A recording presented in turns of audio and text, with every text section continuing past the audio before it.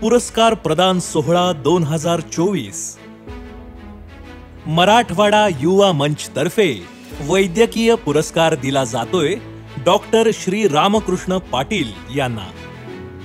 Doctor Shri Ramakrishna Patil Mukhed, जिल्हा नांदेड येथे सरांचा जन्म झाला आणि पुढे BAMS चे शिक्षण करून सरांनी वैद्यकीय क्षेत्रात मोलाचे योगदान दिले।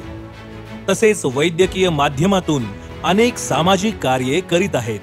यांना मराठवाडा युवा मंच तर्फे पुढील वाटचालीस खूप खूप शुभेच्छा।